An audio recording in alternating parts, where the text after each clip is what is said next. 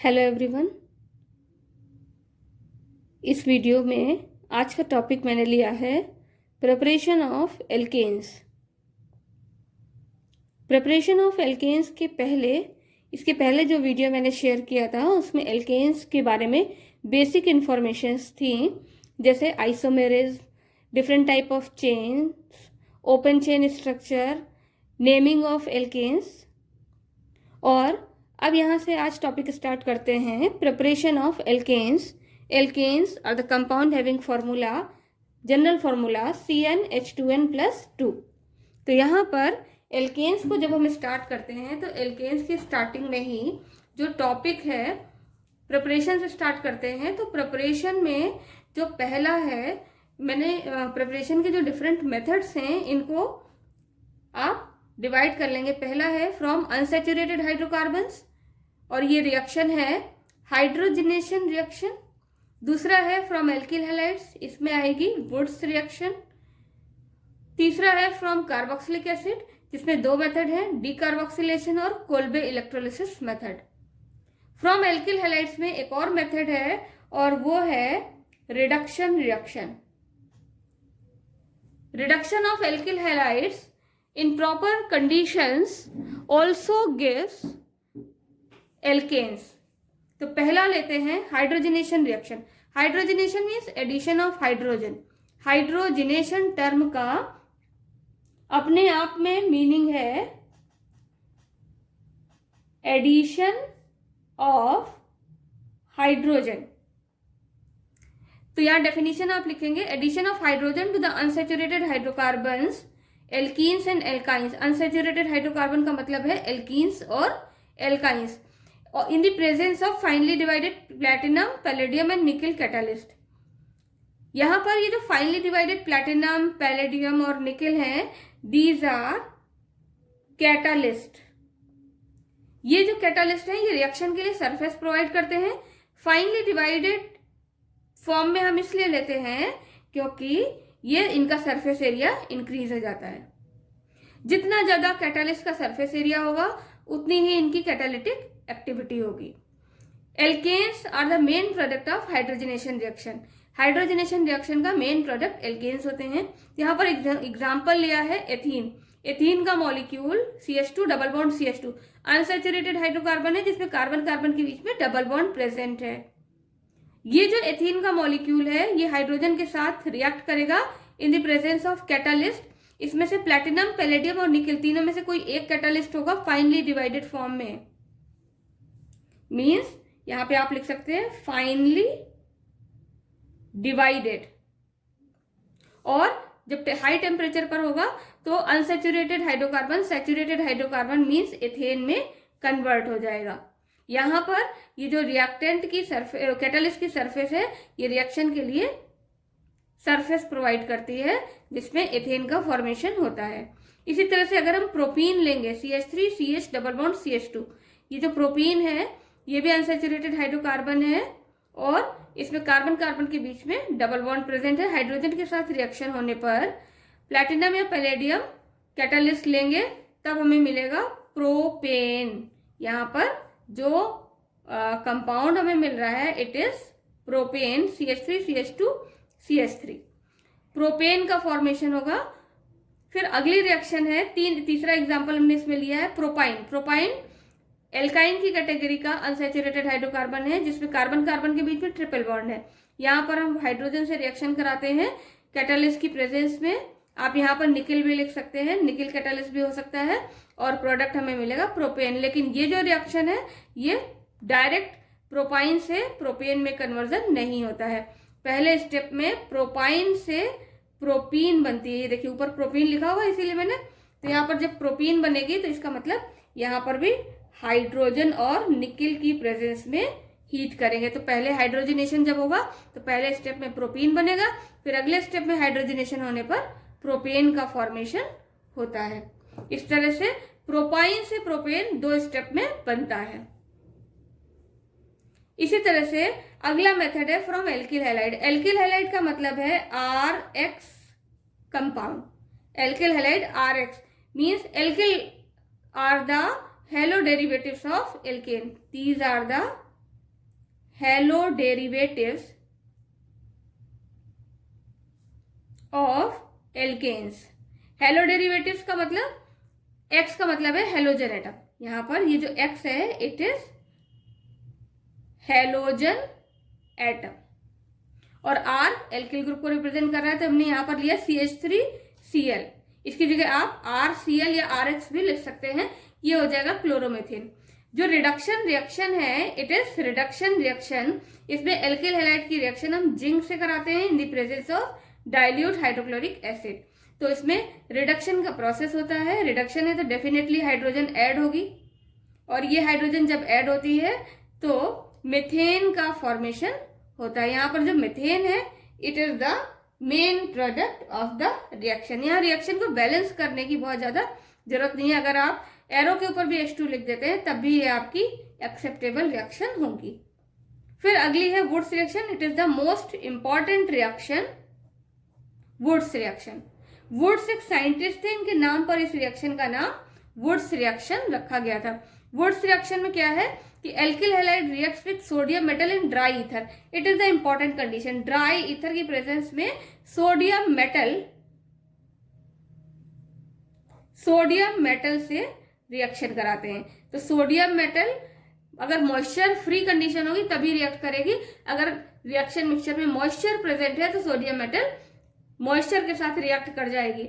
लेकिन यहाँ पर इसीलिए हम ड्राई ईथर लेते हैं, तो ये जो ड्राई ईथर है ये मॉइस्चर फ्री एटमॉस्फेयर प्रोवाइड करता है। सोडियम जो एल्किल हैलाइड यहाँ पर ब्रोमोमीथेन लिया है, इट इज ब्रोमोमीथेन।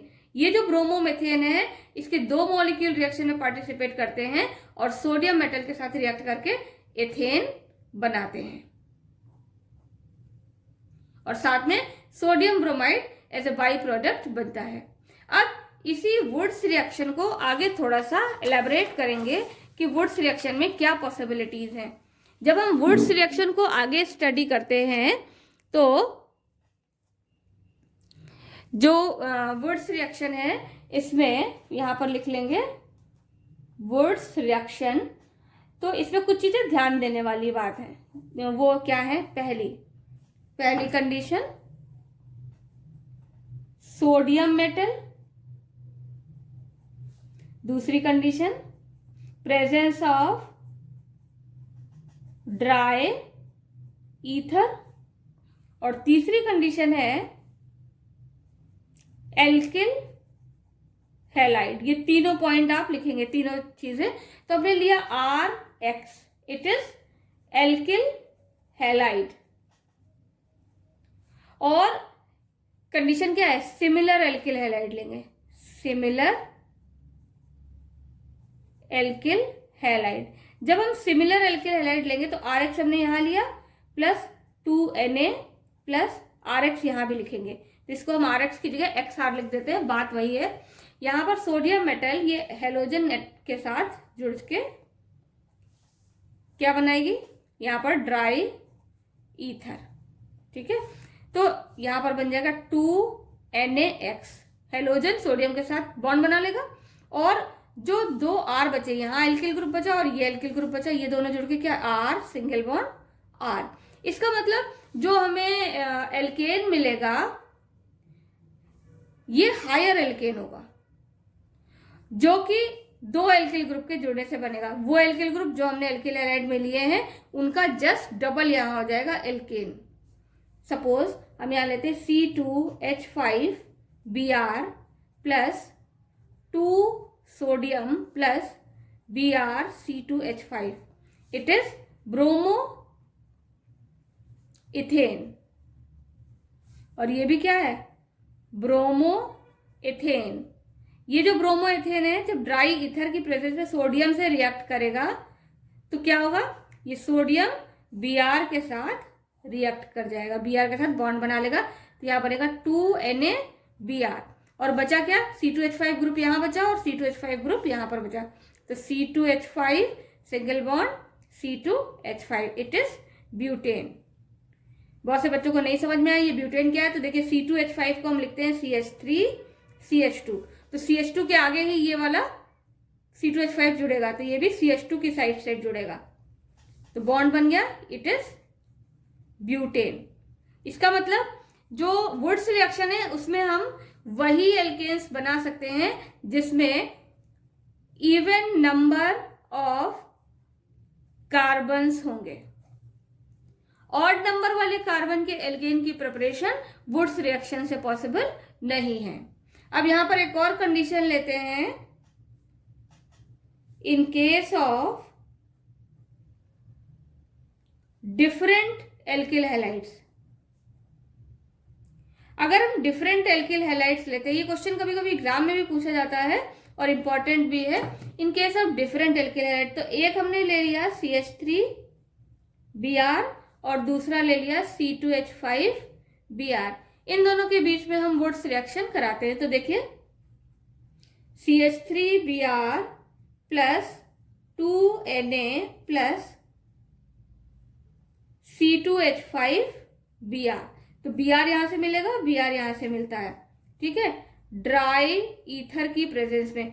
तो अब यहां पर क्या होगा कि जब दो डिफरेंट एल्किल हैलाइड हैं तो हमें मिक्स्ड ईथर मिलेंगे, सॉरी मिक्स्ड एल्केन्स मिलेंगे। मिक्स्ड एल्केन का मतलब एक तो मिलेगा CH3 सिंगल बॉन्ड CH3 जो इसकी वजह से बनेगा, दूसरा बनेगा C2H5 सिंगल बॉन्ड C2H5 जो इसकी वजह से बनेगा, और तीसरा बनेगा CH3 सिंगल बॉन्ड C2H5 जो इन दोनों के मिलने से बनेगा। इस तरह से हमें क्या क्या मिल गया, एक तो ये ethane butane, it is ethane, it is butane and it is propane. तो यहां पर हमें क्या मिल रहा है, it is the mixture of alkanes, और मिक्सचर ऑफ एल्केन से किसी एक एल्केन को सेपरेट करना बहुत मुश्किल है, means very difficult to separate one alkane. इसलिए वुड्स रिएक्शन से हम केवल सिमिलर एल्किल हैलाइड के बीच में जब हम कराते हैं तब हमें सिंगल एल्केन मिलता है। जब हम डिफरेंट एल्किल हैलाइड के बीच में कराएंगे तब हमें मिलेंगे मिक्सचर ऑफ डिफरेंट एल्केन्स।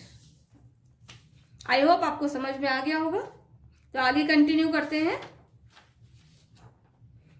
जो अगली है रिएक्शन वो है डीकार्बोक्सिलेशन रिएक्शन। डीकार्बोक्सिलेशन रिएक्शन का मतलब है, डीकार्बोक्सिलेशन वर्ड का मीनिंग है, डी का मतलब होता है removal, DED। Carboxylation means carbon dioxide, means removal of carbon dioxide from a compound is called decarboxylation.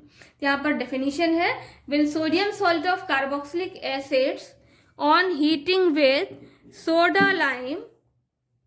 Soda lime क्या है, बहुत से बच्चों को इसमें भी कंफ्यूजन होती है। ये soda lime means mixture of sodium hydroxide and calcium oxide, it is the soda lime. When sodium salt of carboxylic acid on heating with soda lime gives alkane, this is the process of elimination of carbon dioxide from carboxylic acid. It is carboxylic acid.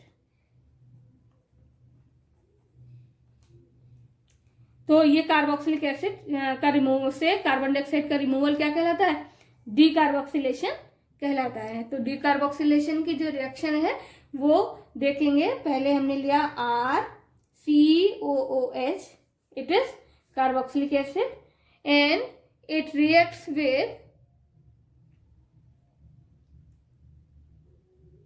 when it reacts with any sodium compound or sodium sodium metal, then it gives RCOONA। यहाँ पर इसकी जगह पे हम दूसरा ले सकते हैं, NaOH से भी रिएक्शन करा सकते हैं या Na2CO3 से भी रिएक्शन करा सकते हैं। तो यहाँ पर बनता है RCOONA, it is called sodium salt of carboxylic acid. Sodium salt of carboxylic acid हो गया। तो अब हम लेते हैं sodium salt of carboxylic acid, RCOONA, और इसकी रिएक्शन हम कराते हैं सोडा लाइम से। तो सोडा लाइम में क्या प्रेजेंट है, NaOH, कैल्शियम ऑक्साइड, और उसके साथ हीट कर देते हैं। तो यहाँ पर बनता है RH मिलता है प्लस Na2CO3, रिमूव होता है सोडियम कार्बोनेट। और ये जो RH मिला इट इज कॉल्ड एल्केन। ये क्या है? हाइड्रोकार्बन। किसी भी हाइड्रोकार्बन को अगर हम बनाना है तो हम इस रिएक्शन का यूज कर सकते हैं। अब देखिए खास बात क्या है, यहां पर RCOONA में जो नंबर ऑफ कार्बन है, नंबर ऑफ कार्बन मोर, और प्रोडक्ट में नंबर ऑफ कार्बन रिड्यूस हो गया क्योंकि यहां से एक कार्बन रिमूव हो गया। किसमें? कार्बन डाइऑक्साइड कार्बोनेट के फॉर्म में। सपोज हम यहां पर लेते हैं CH3COONA, it is called sodium acetate. This sodium acetate when reacts with soda lime and heated, then it gives CH4 and Na2CO3. In sodium acetate total number of carbon 2, और methane में number of carbon कितने हैं? Number of carbon 1, means product has 1 less carbon than reactant. तो इसको याद रखेंगे, product of decarboxylation has 1 less carbon than that in reactant। अब यहां पर बात आती है, ये तो हो गया CH3COH, ये एलिफेटिक कंपाउंड है। अगर हम लेते हैं sodium benzoate C6H5COONA, it is called sodium benzoate. Sodium benzoate की रिएक्शन जब हम सोडा लाइम से कराएंगे NaOH और कैल्शियम ऑक्साइड के साथ हीट करेंगे तो यहां से बनेगा C6H6, क्योंकि यहां से बॉन्ड ब्रेक होगा C6H5 से, ये बन जाएगा C6H6 और Na2CO3 रिमूव होगा। तो यहां पर क्या बन रहा है? बेंजीन। इसका मतलब किसी भी सैचुरेटेड हाइड्रोकार्बन को बनाने के लिए हम डीकार्बोक्सिलेशन रिएक्शन का यूज कर सकते हैं। अब एक और एग्जांपल लेते हैं। सपोज हमने यहां लिया CH3CH2COONA plus NaOH in the presence of calcium oxide and heat. अब यहां पर बॉन्ड यहीं से ब्रेक होगा तो CH3CH2 किस में कन्वर्ट हो जाएगा? CH3CH3 में, और बनेगा Na2CO3, इट इज इथेन। और यहां हमने क्या लिया? Sodium propanoate. 3 कार्बन की चेन है यहां पर, 1 2 3। तो क्या हो जाएगा? Sodium propanoate. ये कार्बोक्सिलिक एसिड का सोडियम सॉल्ट हुआ और इससे हमें प्रोडक्ट मिला इथेन। तो डीकार्बोक्सिलेशन रिएक्शन का ये एक पार्ट कंप्लीट हुआ। अब दूसरा पार्ट है डीकार्बोक्सिलेशन रिएक्शन ही है जिसमें हम कराते हैं कोल्बे इलेक्ट्रोलिसिस या Kolbe electrolytic method. Kolbe electrolytic method में sodium salt of carboxylic acid की इलेक्ट्रोलिसिस कराते हैं। तो ये sodium salt of carboxylic acid, it is sodium ethanoate. When it reacts with sodium hydroxide and electrolysis undergoes, यहाँ पर क्या हो रहा है? इलेक्ट्रोलिसिस हो रही है। ये यहाँ पर वाटर है, यहाँ पर H2O, वाटर के साथ रिएक्शन है, मींस सोडियम इथेनोएट में वाटर के साथ इसका सॉल्यूशन लिया है। ठीक है, तो इलेक्ट्रोलिसिस जब कराएंगे तो एथेन का फॉर्मेशन होगा। दूसरी चीज कार्बन डाइऑक्साइड रिलीज होगी, हाइड्रोजन रिलीज होगी और सोडियम हाइड्रोक्साइड। तो इसी रिएक्शन को एक बार फिर से रीराइट करते हैं, 2CH3COONA एंड वाटर। वाटर क्यों लेंगे? क्योंकि sodium salt of carboxylic acid का सॉल्यूशन है। ठीक है, यहां पर कराएंगे इलेक्ट्रोलिसिस, और इलेक्ट्रोलिसिस में क्या बनेगा? CH3 single bond CH3, it is ethane, और CO2 and H2 plus 2 NaOH। अब इस रिएक्शन के जो डिफरेंट स्टेप्स हैं, इनमें जब इलेक्ट्रोलिसिस कराएंगे तो जो sodium salt of carboxylic acid है उससे हमें कैटायन और एनायन का फॉर्मेशन होगा। तो ड्यूरिंग इलेक्ट्रोलिसिस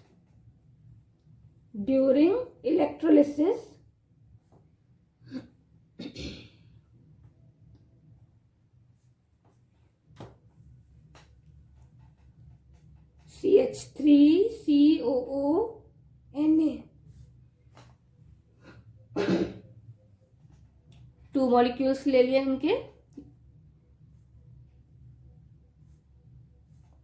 यहाँ पर इलेक्ट्रोलिसिस कराएंगे, एक्वा सॉल्यूशन होगा। तो यहाँ से मिलेगा CH3COO माइनस 2 मॉलिक्यूल लिए यहाँ पर, तो हम 2 मॉलिक्यूल यहाँ पर रिमूव होंगे, Na 2 आयंस यहाँ बनेंगे एक्वस मीडियम में और सोडियम आयन। अब यहाँ पर जो एसीटेट आयन, इसको लिखेंगे acetate ion.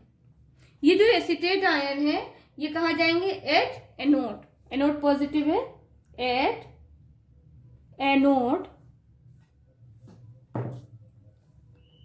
CH3COO minus 2 acetate ions, when these present on anode, these releases 2 electron. One acetate ion will give 1 electron and 2 acetate ion will give 2 electrons. Then it will form 2 CH3COO free radical. It is a type of radical with lone pair on the oxygen, and it will change into CH3 free radical. यहाँ पर CH3 free radical का formation होगा और carbon dioxide remove होगी। कैसे होगा इसको देखेंगे एक बार। देखिए CH3C double bond O, single bond O के ऊपर माइनस चार्ज।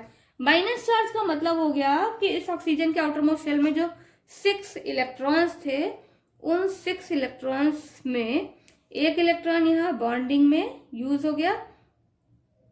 जो 5 इलेक्ट्रॉन्स बचे उनमें एक एक्स्ट्रा होगा, तो ये एक्स्ट्रा इलेक्ट्रॉन जो नेगेटिव चार्ज के लिए रिस्पॉन्सिबल है वो ऐसे दिखाएंगे, और बाकी 5 इलेक्ट्रॉन्स इस तरह से, ये 5 इलेक्ट्रॉन्स हो गए। और जब ये एक एसीटेट रेडिकल एक इलेक्ट्रॉन लूज करेगा तो ये कन्वर्ट हो जाएगा CH3C double bond O and O। अब इस O ने नेगेटिव चार्ज वाला इलेक्ट्रॉन दे दिया, तो अब इसके पास 5 इलेक्ट्रॉन्स बच गए। तो 1 इलेक्ट्रॉन, 2, 3, 4, 5। तो ये एक न्यूट्रल स्पीसीज रेडी हो गई। इस न्यूट्रल स्पीसीज में क्या होगा कि ये यहां से बॉन्ड ब्रेक होगा, इसमें कार्बन अपना एक इलेक्ट्रॉन और ये कार्बन अपना एक इलेक्ट्रॉन ले लेगा। तो यहां पर क्या हो जाएगी? होमोलिसिस, जिससे हमें मिलेगा CH3 फ्री रेडिकल। होमोलिसिस से हमें फ्री रेडिकल मिलते हैं। यहां से जो फ्री रेडिकल इस कार्बन के ऊपर जो फ्री रेडिकल का इलेक्ट्रॉन है, फ्री इलेक्ट्रॉन, वो ऑक्सीजन के एक इलेक्ट्रॉन के साथ बॉन्ड बना लेगा और बनेगा CO2। अब यहां पर देखिए, यहां पर जब हमने एक रेडिकल लिया था तो एक इलेक्ट्रॉन रिमूव हुआ, एक मिथाइल फ्री रेडिकल बना। It is methyl free radical, और एक कार्बन डाइऑक्साइड बना। तो अगर हम यहाँ ट्वाइस कर देंगे तो यहाँ आगे अपने आप ट्वाइस होता चला जाएगा। It means 2 methyl free radicals बनेंगे। और ये जो 2 मिथाइल फ्री रेडिकल बने, ये आपस में रिएक्ट करेंगे, क्योंकि फ्री रेडिकल कंसेप्ट के according these are highly reactive. ये कैसे होते हैं? हाईली रिएक्टिव होते हैं, और हाईली रिएक्टिव होने की वजह से ये आपस में रिएक्ट करके ये बनाएंगे CH3 single bond CH3, which is the main product of Kolbe electrolysis method. It is ethane. लेकिन अभी रिएक्शन कंप्लीट नहीं हुआ है, क्योंकि अभी तो हमने केवल एनोड की रिएक्शन की बात की है। अब रिएक्शन होगी एट कैथोड। कैथोड पर क्या प्रोसेस होगा कि कैथोड पर जो वाटर मॉलिक्यूल प्रेजेंट है, ये वाटर मॉलिक्यूल कैथोड पर होंगे, जिससे कि हमें मिलेगा हाइड्रोजन आयन, यहाँ से हमें क्या मिलेगा, H+ और OH-। अब देखिए यहाँ से इलेक्ट्रॉन रिलीज हुए तो ये इलेक्ट्रॉन कहाँ जाएंगे, ये हाइड्रोजन आयन इलेक्ट्रॉन रिसीव करके बना देगा हाइड्रोजन फ्री रेडिकल। अगर यहाँ 2 हाइड्रोजन आयन होंगे तो 2 इलेक्ट्रॉन रिसीव होंगे और 2 फ्री रेडिकल बनेंगे। तो एक फ्री रेडिकल हाइड्रोजन का प्लस दूसरा फ्री रेडिकल हाइड्रोजन का, दोनों मिलके क्या बनाएंगे, hydrogen gas, it is dihydrogen. अब बचा OH- और यहाँ ऊपर क्या बचा था, एसीटेट से हमें सोडियम आयन बचा था। तो ये सोडियम आयन और एसीटेट, सॉरी सोडियम आयन और OH- जो हाइड्रोक्साइड यहाँ से मिला और सोडियम आयन कहाँ मिला था, acetate carboxylic, sodium salt of carboxylic acid के इलेक्ट्रोलिसिस में जो सोडियम आयन बचे थे वो सोडियम आयन OH- के साथ रिएक्ट करके ये कन्वर्ट हो जाएंगे NaOH में, जो रिएक्शन में यहाँ पर बना हुआ दिखाया गया है। इस तरह से ये कोल्बे का इलेक्ट्रोलिटिक मेथड कंप्लीट होता है, जिसमें जो मेन प्रोडक्ट है, it is main product of the reaction and it is the by product of the reaction. दूसरा बाई प्रोडक्ट हो गया सोडियम हाइड्रोक्साइड और साथ ही साथ carbon dioxide CO2 is also a by product for this reaction. तो इस तरह से एल्केन्स के प्रिपरेशन मेथड्स कंप्लीट होते हैं।